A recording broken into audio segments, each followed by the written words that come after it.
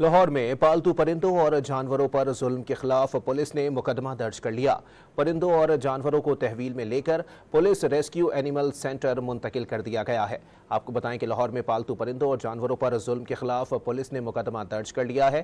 پرندوں اور جانوروں کو تحویل میں لے کر پولیس ریسکیو اینیمل سینٹر منتقل کر دیا گیا۔ تفصیلات وسیم ریاض کی رپورٹ میں۔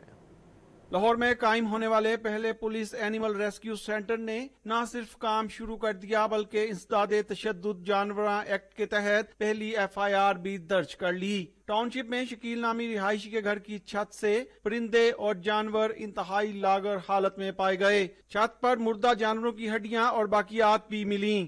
یہ ہماری پہلی ایف آئی آر ہے پاکستان کی جو کہ اینیمل کریولٹی پہ 1890 ایکٹ کے مطابق ہم نے لانچ کی ہے۔ اس سے پہلے آج تک پاکستان میں جو ہے کسی قسم کی جانوروں پہ ظلم سے ریلیٹڈ پہلے فائن چلتا تھا وائلڈ لائف کی طرف سے۔ اس پارک کا مقصد یہ ہے کہ ہم نے اس کے اوپر لیگل ایکشن لینا ہے اور ان پہ ایف آئی آرز دینی ہے۔ پولیس نے ملزمان کو گرفتار کرتے ہوئے تحویل میں لے لیا ہے جن کے خلاف قانونی کارروائی کی جا رہی ہے۔ کیمرامین ذیشان حیدر کے ساتھ وسیم ریاض، ڈان نیوز، لاہور۔